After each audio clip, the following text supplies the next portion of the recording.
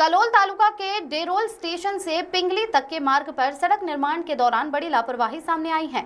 सड़क निर्माण के दौरान बिजली के खंभों को नहीं हटाया गया, जिससे सड़क के बीचों बीच बिजली के खंभे खड़े रह गए हैं। सड़क निर्माण के लिए जिम्मेदार ठेकेदार और संबंधित एजेंसी की लापरवाही के कारण ये समस्या उत्पन्न हुई है। सड़क के बीचों बीच खड़े बिजली के खंभों के कारण वाहन चालकों को खतरा हो सकता है। दिन के समय भी दुर्घटना होने की संभावना है। वाहन चालकों और यात्रियों ने बिजली के खंभों को जल्द से जल्द हटाने की मांग की है। संबंधित अधिकारियों को इस समस्या का समाधान करने के लिए जल्द से जल्द कार्रवाई करनी चाहिए। बिजली के खंभों को हटाकर सड़क को सुरक्षित बनाने की आवश्यकता है। इससे वाहन चालकों और यात्रियों की सुरक्षा सुनिश्चित होगी। स्टेशन થી પેંગડી અને કાનોડ જવાનો રસ્તો છે। આના અંદર જે રોડ બનાવેલો છે એનો વચ્ચે થાંભલા છે, તેથી આવર જવર કરવામાં બહુ તકલીફ પડે છે।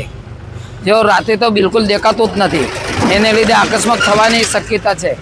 આ બેદરકારી કોન્ટ્રાક્ટર રાખેલી છે। રસ્તા ઉપર જે થાંભલા છે જે મને વહેલી તકે હટાવવાની અમારી માંગ છે।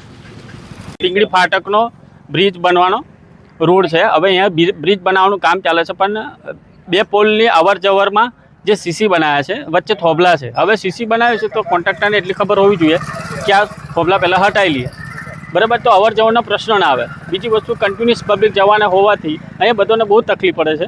તકલીફ એવી છે કે પેલો પુલ વચ્ચે છે, મતલબ થોભલા વચ્ચે છે, તો કોઈ પણ મોટી સાધન આવવું હોય તો પાછું જવું પડે છે, એવી કન્ડિશન છે। હવે અહીંયા બીજો કોઈ રસ્તો નહીં, કેમ કે આગળ નાળું છે। હવે નાળા તારે એ નાળાને લે એટલે બ્રિજનું કામ ચાલે એટલે નાળું પણ બંધ છે। બ્રિજ પુલ હટાયા વગર આ સીસી બનાવ્યો છે, તો કોન્ટ્રાક્ટર પર કાયદેસરની કાર્યવાહી થવી જોઈએ। સીસી દ્વારા અત્રેની કચેરીએ અરજી કરવામાં આવેલી હતી, જેના આધારે ડેરોલ સ્ટેશનથી પિંગળી ગામની વચ્ચે ફાટક પાસે બ્રિજ બનાવી રહ્યા છે। એના માટે પુલ ખસેડવાની તેઓ દ્વારા અરજી કરવામાં આવેલી હતી। અરજી કર્યાથી તાત્કાલિક અમારા દ્વારા તેઓની સાથે જોઈન્ટ સર્વે કરેલો હતો, પરંતુ લાઈન લાંબી હોવાથી જોઈન્ટ સર્વે બી અમારે 2-3 વાર એક જગ્યાએ કરવો પડે એમ હતો। એના માટે એન્ક્રોચમેન્ટ ROW ઇસ્યુ આવતા હતા, જેને દૂર કરવા માટે જોઈન્ટ સર્વે કરેલો હતો આશરે 15 દિવસ પહેલાં। અને જોઈન્ટ સર્વે કર્યાથી અમારા દ્વારા તેઓને આશરે 1 વીક પહેલાં એસ્ટિમેટ આપવામાં આવેલ છે પુલ ખસેડવા માટે। હજી તેઓ દ્વારા એસ્ટિમેટ ભરપાઈ કરેલ નથી, તેથી કામગીરી હજી શરૂ થયેલી નથી।